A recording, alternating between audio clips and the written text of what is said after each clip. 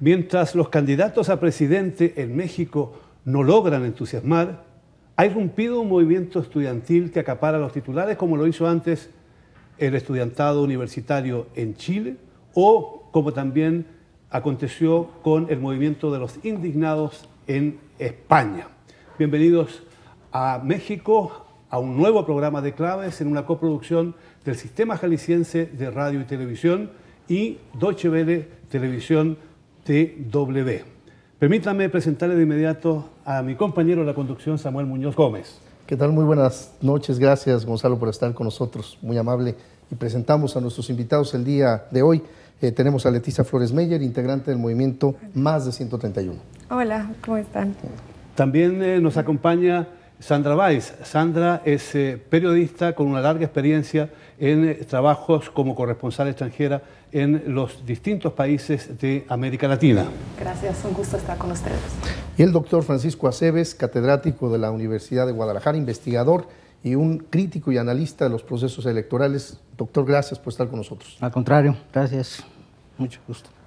La pregunta que se plantea hoy todo el mundo: ¿qué llevó a los estudiantes mexicanos a irrumpir de esta manera en la campaña electoral de su país?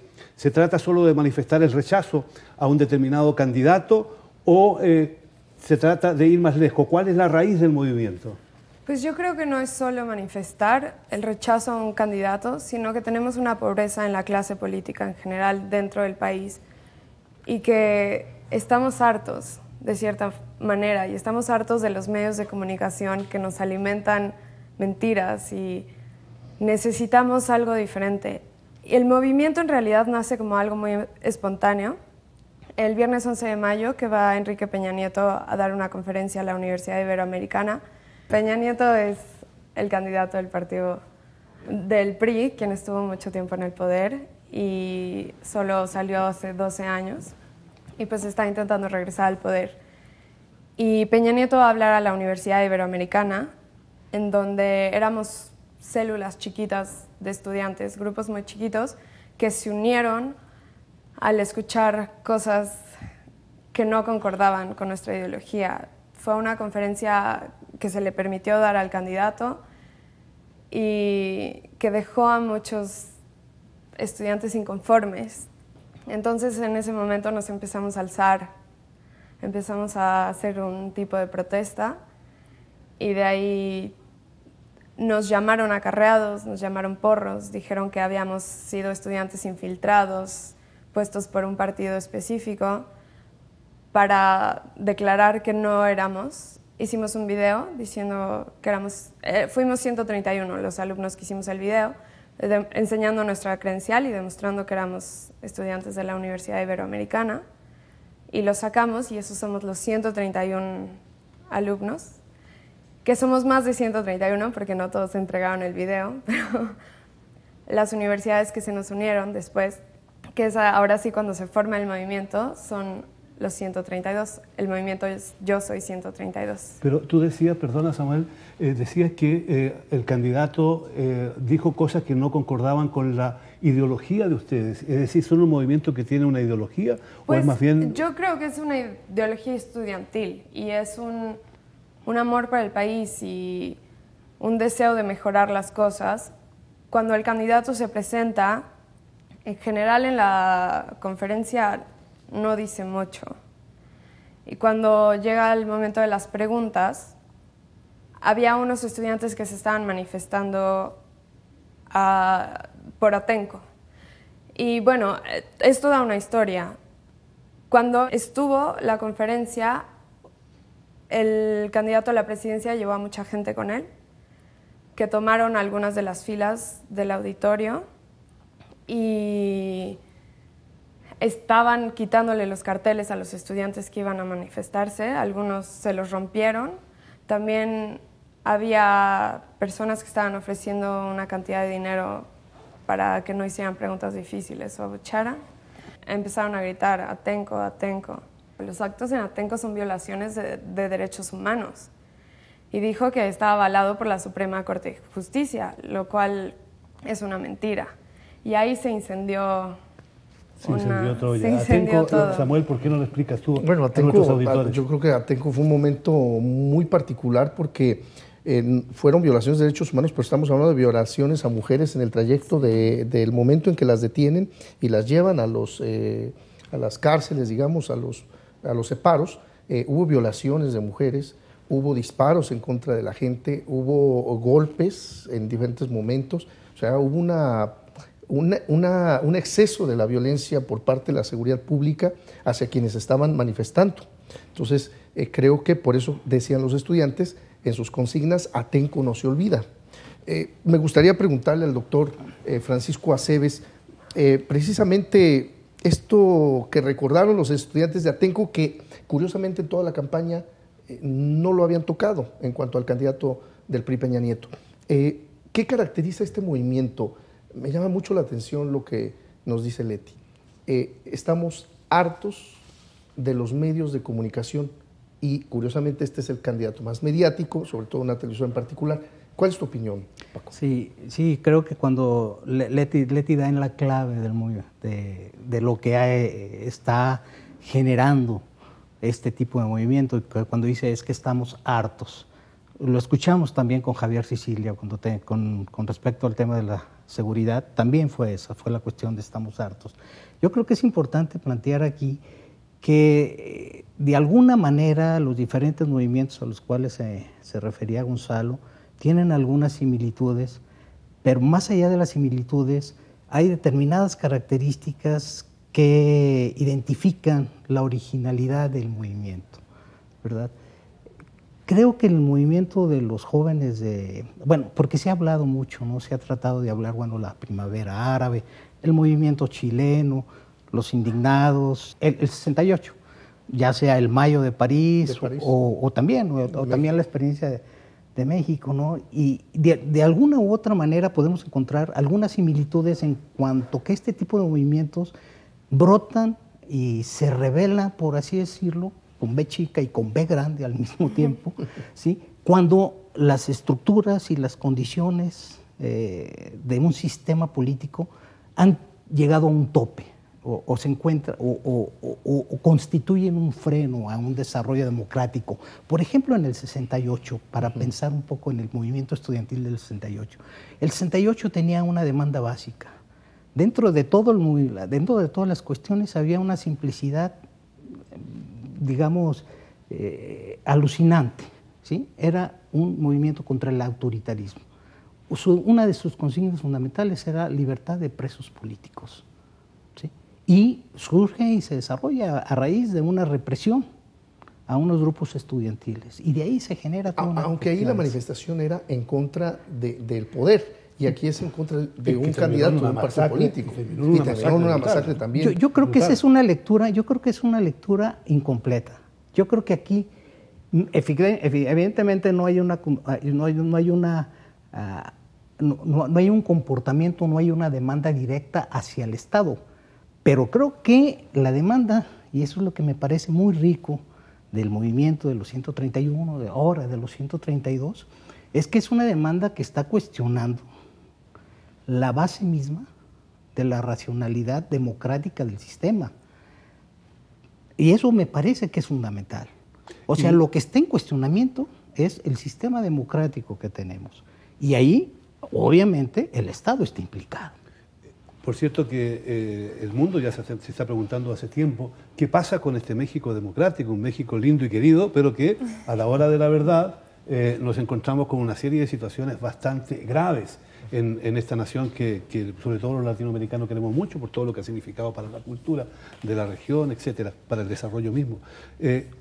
Pero me gustaría preguntarle a Sandra, que trabaja como corresponsal aquí en México, de un medio alemán y de otros países, ¿qué ha representado para ustedes, para los corresponsales extranjeros, el surgimiento de este movimiento? ¿Qué hay de interesante en relación con lo que pasa aquí en México y con lo que ha acontecido con estudiantes, ya sea en Madrid, en Chile, o quizás también en Inglaterra y quizás también en otros países?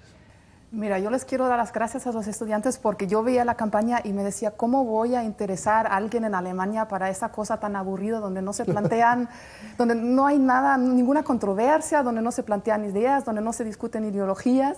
¿Cómo lo voy a vender? Y llegaron ellos a cuestionar el sistema en el fondo, cómo funciona eso, y de repente se pone interesante. Entonces, yo creo que realmente pusieron un tema sobre la agenda que no estaban en la agenda en esa campaña. Yo creo que es el gran mérito de ellos. No sé hasta dónde van a llegar, qué van a cambiar, pero cambiaron la agenda. De un día para otro, Peña Nieto tuvo que sacar un manifiesto democrático, como diciendo yo soy democrático. O sea, realmente incidieron mucho en el debate. Y yo creo que es muy interesante también, después de todo lo que pasó en Chile, de lo que está pasando en España, también en Alemania vemos hay un partido pirata. ¿De dónde surge? Son jóvenes que se rebelan, que quieren otra manera de hacer política. Yo creo que se inserta en todo ese movimiento internacional que estamos observando. ¿Por qué los medios de comunicación, Leticia? Porque es una de las consignas más importantes. ¿Qué los lleva a ustedes a manifestarse de esa manera tan contundente y tan precisa? Y los medios de comunicación deben de tener el papel de informar a los ciudadanos con la verdad y de cuidar a los ciudadanos, lo cual no se está viendo en México. Y creo que esa es una de las graves crisis que sufre nuestro país. Y los medios de comunicación son en realidad un duopolio. Entonces, no es solo contra un candidato, es también contra lo que representa ese candidato y cómo lo han manejado en los medios. O sea, esta marcha no es solo contra una persona, sino es contra cómo está funcionando el país ahorita. Tú, como estudiante de la carrera de comunicación en la Iberoamericana, has pulsado un cambio por parte de los medios de comunicación después de ese 11 de mayo y después de todas estas manifestaciones que han estado haciendo, no solamente en la Ciudad de México, sino en diferentes estados de la República. Pues, mira, la marcha de Yo Soy 132 tuvo muy poca cobertura en realidad en los medios masivos. Creo que hay dos partes de todo. Tenemos columnistas que nos han apoyado, que nos han ofrecido su mano, periodistas también que nos apoyan a través de lo que escriben, pero tenemos muchos periodistas que nos han atacado sin en realidad entender el discurso que tenemos. Y creo que todos queremos una democratización en los medios y queremos un diálogo que sea abierto, no solo que nos alimenten cosas, sino que podamos también contribuir nosotros.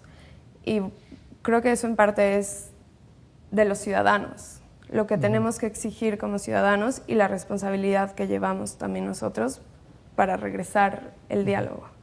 Da la sensación que esta estructura de medios de alguna manera ha venido siendo cómplice durante muchos años de estructuras injustas en esta sociedad, como en otras, y en otras todavía mucho peor en América Latina. Ahora, desde el punto de vista de la democracia, que eso es lo que nos interesa a todos, ¿qué significación tiene este movimiento al cuestionar a los medios? Y segundo, ¿podrá este movimiento contribuir a cambiar esta realidad tarde o temprano? Yo creo que son preguntas centrales, Gonzalo. Yo creo que son preguntas centrales y van, según mi punto de vista, al meollo del movimiento. La demanda que están haciendo los estudiantes es la demanda central de una sociedad democrática. Los teóricos de la democracia, Bobbio, Roberto Dahl, hablan de que no es suficiente con que haya voto secreto, no es suficiente con que haya diversidad de partidos y de ofertas políticas, no es suficiente con que haya alternancia dentro del poder. Es indispensable y es una condición sine qua non para la existencia de una sociedad democrática el derecho de información, la libertad de prensa, la libertad de organización, la libertad de expresión. Y Dahl lo dice muy puntual, una información veraz, amplia y plural. Y el sistema de medios que tenemos en México es un sistema antidemocrático, es un sistema perfectamente establecido dentro de un sistema político que se caracteriza por la coerción y no por la capacidad que da para procesar de una manera política y democrática y participativa una serie de cuestiones, ¿no? Yo creo que ese es el elemento central y eso es puntual. Lo que los estudiantes han venido a plantear es un cuestionamiento a la viabilidad misma del sistema democrático en México. Y dicen, si no tenemos información, no tenemos democracia. ¿Sí? Queremos un voto informado, queremos un voto razonado. ¿Hasta dónde va a llegar esta posibilidad? Bueno, y además me parece muy importante esto, porque aunque se da dentro de una coyuntura electoral, es una demanda que va más allá de la misma coyuntura. Es una demanda que se ha venido expresando desde hace tiempo, por otra parte. Hay un cuestionamiento al duopolio, al carácter monopólico, y este control informativo que se tiene. No hay que olvidar que en México el 95% de las viviendas tienen aparato de televisión, y no hay que olvidar que solamente 2 empresas controlan, privadas, Televisa y TV Azteca, controlan el grueso de las audiencias y la totalidad de las audiencias. Ese es un dato duro del nivel de concentración y de monopolización. Y eso constituye un freno a la información, el derecho a la información. ¿Sí? En ese sentido, Sandra Weiss, hay gente que dice que se siente informada cuando recurre a medios internacionales para saber realmente qué está pasando en México a través de las redes. Hay quienes incluso están monitoreando ya canales de televisión, sobre todo norteamericanos, para saber qué es lo que realmente está pasando en México. ¿Tú cómo estás pulsando realmente el trabajo de la prensa mexicana en relación con la propia información que tú estás enviando a Alemania? Yo recurro a los medios mexicanos, pero con pinzas, porque yo sé que cada quien tiene su orientación política. Pues las 2 televisoras incluso declararon: nosotros hacemos espectáculo, entretenemos, no hacemos políticas, no transmitieron el debate entre los candidatos presidenciales, por ejemplo. O sea, yo necesito ver el debate, me tengo que informar. Entonces ya no puedo recurrir a esos 2 medios, y son los que más difusión tienen en ese país y más gente los ve y no pueden acceder a esa información. Es algo muy grave, me parece. Entonces yo sí recurro a los medios mexicanos, pero sí también tengo que recurrir a otras fuentes porque es imposible informarse con los medios mexicanos. Se puede decir que hay una información amplia, pluralista, porque sin duda alguna hay una enorme cantidad de medios. Las televisiones tienen una cobertura muy amplia a pesar de estar concentradas en 2 manos, pero la información que entregan es una información en la cual los ciudadanos pueden disponer, de la cual los ciudadanos pueden disponer de todos los antecedentes para tomar una decisión tan importante como es elegir al presidente de la República, o tiene más peso que la información un comentario tendencioso o un reportaje apuntado a joder al enemigo más que a resaltar las potencialidades del candidato propio, o simplemente es la farándula y otros tipos de actividades que domina en estos medios. Yo creo que es muy difícil, tienes que ser casi un experto para tener el panorama completo, porque sí hay diversidad, hay medios de izquierda a la derecha y hay medios de investigación, pero tendrías que leerlos todos para tener más o menos una idea por dónde va.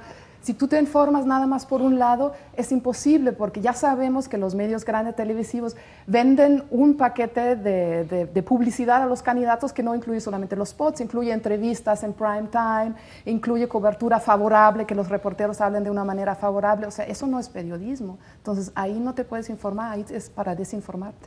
Medios que naturalmente también sirven los intereses de los grupos económicos que están detrás de estas grandes compañías, sobre todo las de televisión, y ustedes quieren cambiar eso. ¿Cómo lo van a hacer? Pues ¿Qué ahorita tenemos un pliego petitorio para pedir Internet como derecho constitucional para toda la población, porque creemos que el Internet es un nuevo medio de comunicación que es mucho más democrático. Por ahora estamos pidiendo que el debate se transmita en cadena nacional, en las 2 televisoras, para que pueda llegar a todas las personas de México y el voto informado sí sea algo. Vamos a registrarnos en el Instituto Federal Electoral como vigilantes de casillas. Vamos a tratar de estar presentes en todas las casillas para asegurarnos de que el proceso electoral sea legítimo. Y pues vamos a tratar de seguir con esto. Pedimos también que se abra la televisión, que haya canales permisionados a las escuelas de comunicación, para que haya pluralidad y diversidad en la televisión y en los medios, que no solo sea una opinión la que llega a la gente. Como decía Sandra, esto está completamente hecho, o sea, está decidido, se les venden paquetes a los candidatos, se les da opiniones favorables. Entonces, ¿cómo va a poder la población tener un voto informado si solo escuchamos lo que quieren que escuchemos, no la verdad? Entonces, estamos tratando de luchar por la verdad. Leticia ya tocó un punto fundamental, doctor Francisco Aceves, y es el tema de las redes sociales. Hace unos meses, en uno de los programas de Claves, mencionábamos que las redes, había quienes decían que las redes sociales no jugarían en las elecciones un papel fundamental. Parece que al cabo de algunas semanas las cosas están cambiando. Las redes sociales jugarán un papel importante, a lo mejor determinante. ¿Cuál es tu punto de vista? Sí, bueno, yo creo que aquí es importante porque simplemente el desarrollo de las nuevas tecnologías de comunicación han sido un elemento y un vehículo y un instrumento de información que han tenido los movimientos sociales. Fue fundamental, por ejemplo, en el caso de la Primavera Árabe, fue fundamental en el caso del M15, de los indignados españoles. No fue tan fundamental en el caso chileno porque la movilización se desarrolló ya sobre una estructura estudiantil y una demanda muy clara, aunque fue muy importante en la organización y en todo el desarrollo de la movilización.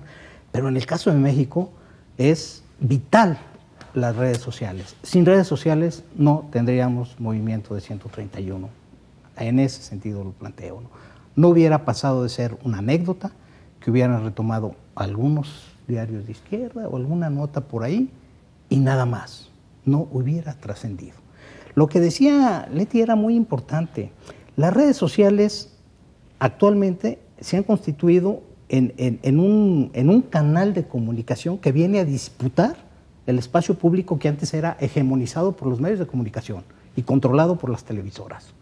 Estábamos frente a una sociedad mediatizada y dentro de los medios de comunicación el medio determinante es la televisión. Ellas imponían su agenda, imponían los temas, imponían la secuencia de los acontecimientos. Y así quisieron hacerlo, por eso los minimizaron, por eso los invisibilizaron al movimiento y a la protesta. ¿Qué pasa con las redes sociales? Las redes sociales rompe ese cerco informativo y se trasciende y se disemina como virus a lo largo de quienes están en acceso a las redes sociales. ¿Y quiénes son los que están en acceso a las redes sociales? Los jóvenes. Edades de 18 a 30 años son los mayores productores de redes sociales, sectores universitarios. Y eso se disemina y llega a generar un tema que trasciende y que obliga, en este caso a los medios, a fijarse en ellos y darles visibilidad.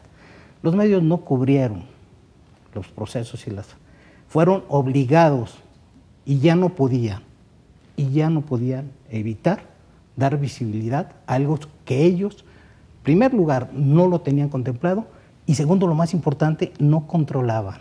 Y eso me parece que es lo más interesante. Cuando Leti dice derecho universal al Internet, yo creo que está planteando una demanda básica de una sociedad democrática de avanzada.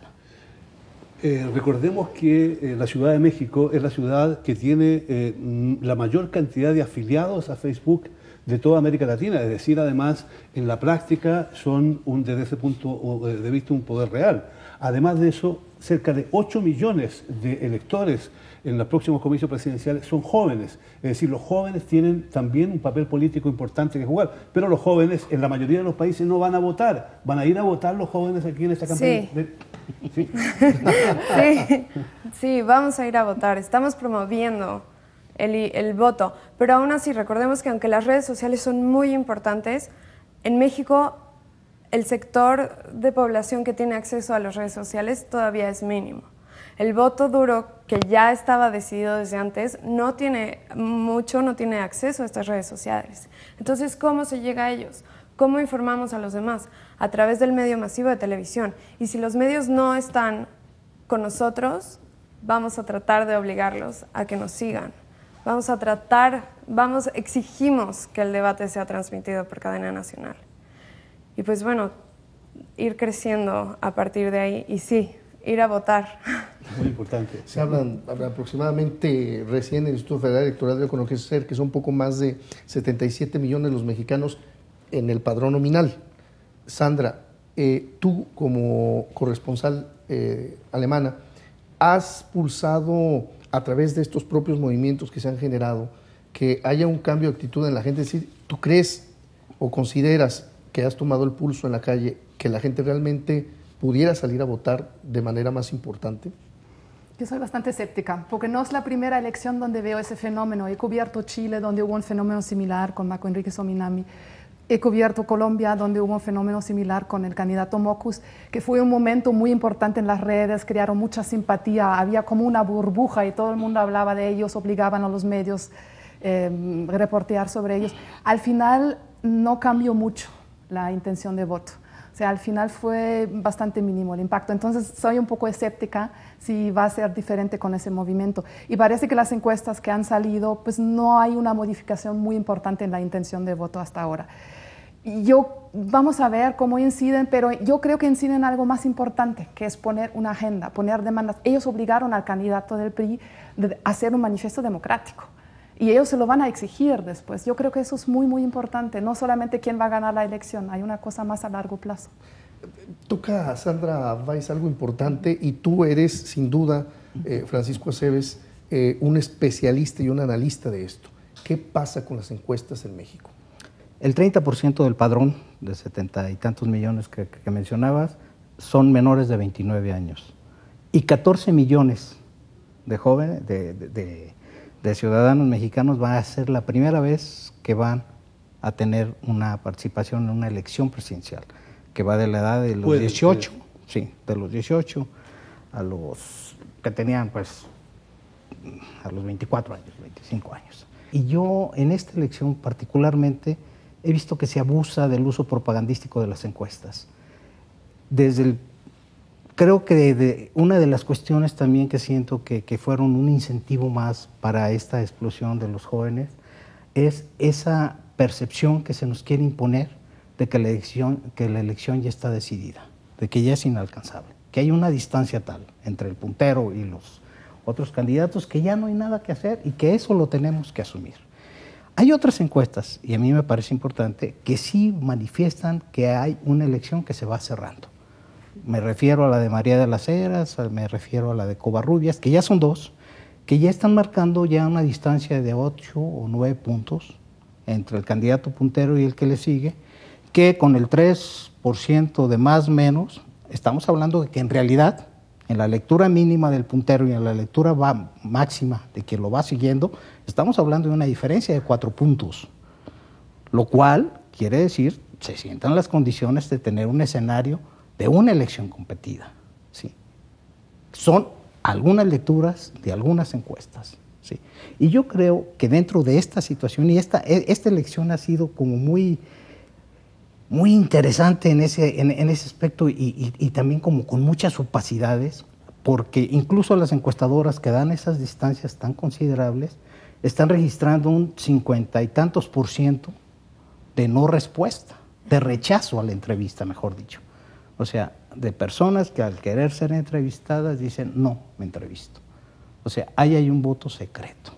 Y los alemanes, y la teoría de la democracia alemana, y la teoría de la opinión pública alemana, tiene una teoría muy importante que es la espiral del silencio. Pero también puede ocurrir que mucha de esa gente que rechaza incluso la encuesta misma, el día de mañana no va a ir a votar. Por lo tanto, podemos encontrarnos con que esta democracia ya débil de los mexicanos pueda ser todavía más débil por la falta de electores que concurran para constituir una mayoría sólida. Tienes toda la razón. Sí, yo creo que si tenemos una perspectiva como las últimas elecciones del 60% de la participación, es posible que el voto duro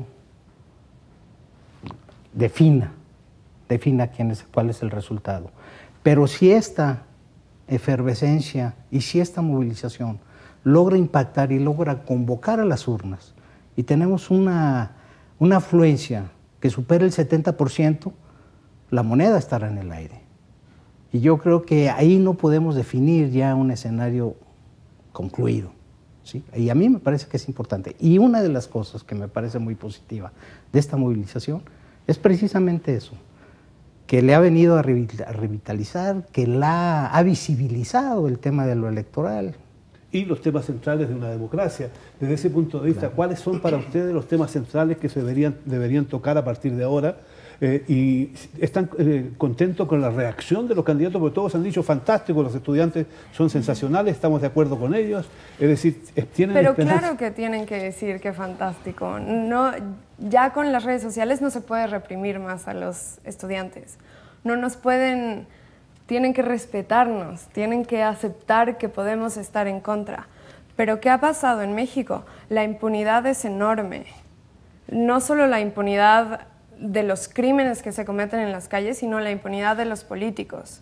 Sí, Moreira, que es el gobernador de Coahuila, que sabemos que endeudó muchísimo al Estado, Moreira ahora está en la agenda de los medios, ¿pero por qué? Porque la investigación empezó en Estados Unidos, no empezó en México. ¿Qué pasa con todos? A través de las redes sociales. Y también, pero ¿qué pasa con todos los demás políticos de México que se les conoce tanta cantidad de acciones ilegales que no han sido tocados ni siquiera? Entonces exigimos una democracia de verdad y creo que gran parte de eso son los medios de comunicación y que la información tiene que ser verdadera en los medios de comunicación y tiene que ser crítica. ¿Están ustedes conscientes de la importancia del movimiento? ¿Están conscientes de la responsabilidad que tienen de cara al futuro para desarrollar el movimiento y para que los planteamientos se puedan articular de una forma mucho más concreta? Creo que nos estamos haciendo conscientes de la importancia que tiene eso. Como decían, tal vez sí puede cambiar la elección.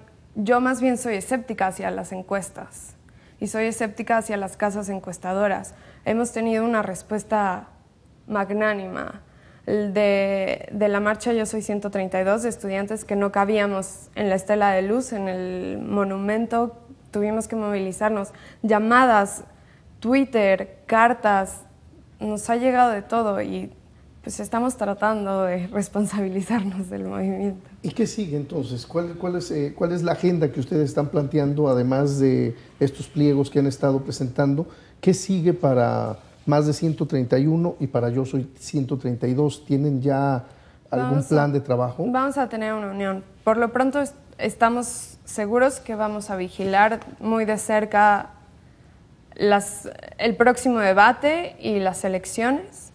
Después del 1 de julio decidiremos, yo creo que un poco lo que sigue más, pero el movimiento, el chiste del movimiento es que vaya mucho más a futuro. Van a seguir saliendo a las calles, ya van a seguir visitando medios de comunicación que no les parezcan democráticos. Sí, vamos a estar presentes y vamos a señalar a quienes no creamos que están haciendo su trabajo como deben. Se dice que América Latina vive un boom de las redes sociales. Todas partes de las redes sociales están teniendo una extraordinaria connotación política, quizás también porque la concentración de los medios se da también en toda la región y el padrón que se ocupa en México para informar o para hacer televisión es el mismo que se ocupa en Honduras, en Colombia, en Buenos Aires como en Santiago de Chile. Pero ¿están las redes sociales abriendo nuevos caminos? ¿Se está rompiendo el monopolio? ¿Es el lugar a través del cual la gente va a poder tener más acceso a la información? ¿Se puede mirar eso con optimismo o todavía los medios tradicionales tienen una importancia fundamental? Yo lo que he visto es que sí la tienen todavía, porque hay muchísima gente que no accede. En México es una tercera parte, apenas que tiene internet y tiene acceso a Facebook, Twitter y esas cosas. O sea, todavía es una minoría, pero está creciendo mucho y sobre todo con los smartphones, eso está tomando un auge impresionante. Yo creo que va a crecer, todavía no está en su nivel óptimo, en su gran potencial, pero yo creo que sí van a obligar también a los medios tradicionales a redefinir un poco su rol, a ver qué van a hacer. Algunos de los líderes de los movimientos estudiantiles en Chile están hoy compitiendo, ya se inscribieron en algún partido político y están aprovechando esa fama, esa popularidad que tomaron en el movimiento estudiantil de Chile para postularse como candidatos. ¿Ustedes también están pensando en que tienen ese riesgo? Pues todavía no nos hemos completamente politizado. Creo que no lo habíamos pensado de la forma. Somos apartidistas. Aunque puede llegar. Aunque podría llegar, ¿no? Y claro, hay una pluralidad de opiniones dentro del movimiento. Las universidades en las cuales se ha gestado este movimiento no son precisamente universidades de izquierda, o conocidas como izquierda, son universidades más bien privadas, donde se supone que esas personas están orientando su pensamiento en otra dirección y no precisamente en la izquierda. ¿Por qué se da ahí ese movimiento? Sí, yo creo que es un sentir de la sociedad mexicana, sobre todo del pueblo joven. Y creo que se ha subestimado un poco a las universidades privadas y se nos mencionaba como apáticos de la política. Y como digo, fue una reacción espontánea. Justamente el ejercicio de la universidad se llamaba el ejercicio del buen ciudadano, que era promoviendo el voto informado. Entonces era ver absolutamente todas las opciones que tienes, hacer una crítica de los candidatos y no somos apáticos. Y estamos hartos, como habíamos dicho, estamos enojados, estamos indignados de lo que nos están imponiendo. Y creo que esa es justo la unión de todas las universidades, sea pública, sea privada, sea un sector socioeconómico o ideológico diferente. Queremos la verdad. Y no queremos imposición. Hay quienes dicen que están indignados en la primera etapa. Los españoles están ahora súper indignados. Súper indignados. Doctor Francisco Aceves, precisamente sobre este mismo tema, ¿cómo lo estás pulsando? Es decir, ¿por qué sucede en una universidad privada y no pública? ¿Fue casualidad? ¿Y cómo también la pública se suma? Es decir, y se pierde, como bien decía Leticia, como esa línea entre la universidad pública y la privada. Bueno, yo creo que un elemento y un mito que viene a romper esta manifestación por parte de las universidades privadas, específicamente del Ibero, es ese estereotipo de que los estudiantes de las universidades privadas, mis hijos todos estuvieron en el ITESO. O sea, son... ¿Qué es la universidad? Equivalente es el Ibero local, que solamente piensan en lo suyo, ¿no? No. Me consta que hay una fuerte tendencia hacia una educación crítica en general, ¿no? Hay un cuestionamiento, y particularmente en las escuelas de la Ibero, ¿no? ¿Por qué fue en la Ibero? Porque Peña Nieto nunca iba a ir a la UNAM. Si va a la UNAM, estoy seguro que las consecuencias son sumamente diferentes y más graves todavía. No muy diferentes, digamos, pero sí quizá más álgidas todavía, ¿no? Quizá más álgidas, ¿no? Entonces, es obviamente, y ahí la importancia pues que tiene, que en este caso fue la expresión generalizada, que se da en un lugar a donde va, a donde finalmente se presenta, porque ya antes se había negado a hacerlo, y detona este movimiento. Y inmediatamente un conjunto de escuelas, privadas y públicas, se adhieren y lo incrementan y lo hacen crecer exponencialmente, ¿no? O sea, y eso es lo interesante. Ahorita, por otra parte, lo que decía Leticia, o sea, el planteamiento y el tema y la demanda básica de la movilización no le pertenece a una institución, nos pertenece a todos, y es una expresión de todos, ¿sí? Y es una necesidad de todos. Pero por eso mismo también es interesante la siguiente pregunta. En el caso de España, por ejemplo, no son solo los jóvenes. Ahí es un movimiento que atraviesa todas las generaciones. ¿Podría este movimiento, Leticia, expandirse también en ese sentido? Yo creo que sí. Lo que yo observé en la marcha era que había gente de todas las edades, desde niños de 10 años hasta señores que iban a intercambiar libros. Pues una de nuestras propuestas... Los se le sumaron también. Sí, también Wirikuta. Mucha gente se nos ha sumado. Hay videos en todo YouTube de gente diciendo que ellos son los 132 de todas las edades. Digo, el movimiento empieza en las universidades y son las universidades como grupos que se nos unen. No toda la universidad, no es una generalización, pero son grupos universitarios que se organizan y se nos unen, pero hay gente que nos apoya de absolutamente todas las edades, de todo el país nos han llegado manifiestos y declaraciones. Sí. Al llegar a estos movimientos en las redes, a hacer trending topic, ¿esto cómo se pulsa en Alemania también? ¿Qué retroalimentación has tenido tú que has informado precisamente hacia Europa? ¿Cómo pulsan este movimiento? ¿Le están dando una importancia o lo están viendo como un fenómeno que puede presentarse en cualquier parte? Yo creo que sí les ha llamado la atención justamente por la crisis que hay en Europa y el movimiento de los estudiantes, pues van a la calle en Grecia, van a la calle en España, en Alemania un poco menos, pero sí dicen qué está pasando ahí y de repente cómo es que se manifiestan contra un candidato, o sea, ¿qué está pasando? O sea, sí ha llamado mucho la atención porque yo creo que en Alemania también, como mencionaba, hay esa necesidad, hay ese hartazgo con los liderazgos antiguos que no se renuevan, la manera de hacer política, y yo creo que están mirando mucho hacia América Latina donde se están gestionando y dando esos movimientos. O sea, Leticia, este es un movimiento que le hace muy bien a México. Sí, espero. Pero creo que es algo global. O sea, por ejemplo, puede que no estemos exigiendo las mismas cosas, que el 9.6% es el nivel de desempleo en los jóvenes, comparado contra España o Grecia, que es mucho más alto, llega a 36%, quizá un poco más. Pero creo que el hartazgo con la clase política y la pobreza política es mundial. O sea, no es solamente en México o en Chile o en España o en Grecia, es global, desde la primavera árabe. Pueden ser, no necesariamente se dirige a temas específicos como la primavera árabe que exigían el poder votar, pero es una indignación con la clase política y global. Que ese es otro rasgo que es importante también plantear, que los movimientos sociales que se desarrollan a través de las redes virtuales se globalizan, ¿sí? Ahora, hace 2 días, la página web de los Ocupa de Wall Street tienen todo un espacio y toda una sección destinada a dar una cobertura muy amplia y muy puntual, casi a nivel de anecdótico, sobre el movimiento del 132, del Yo Soy 132. O sea, a los norteamericanos les interesa también. Claro, sí, los del 99% los ocupas que desarrollaron. ¿Por qué es eso? ¿Ya te escribió Obama, Leticia?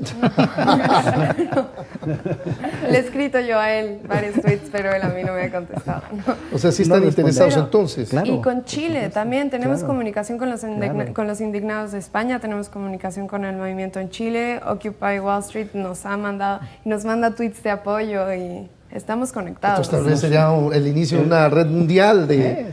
Por ahí parece que va la cosa. Pero es interesante cómo los estudiantes mexicanos están dando un giro en su país. Y es que los estudiantes siempre han sido el espejo de una sociedad. Y también lo es aquí en México. ¿Se renueva con esto México? Es difícil. Naturalmente que este es un largo camino y naturalmente también hay que pasar de una presencia activa en Facebook al tema de los contenidos. Es un camino también que llevará mucho tiempo. En todo caso, lo cierto es que a partir de ahora el mundo ha empezado a cambiar y eso, todo indica, no tiene vuelta atrás. Esperamos todos que sea para mejor. Gracias por acompañarnos, gracias por estar con nosotros.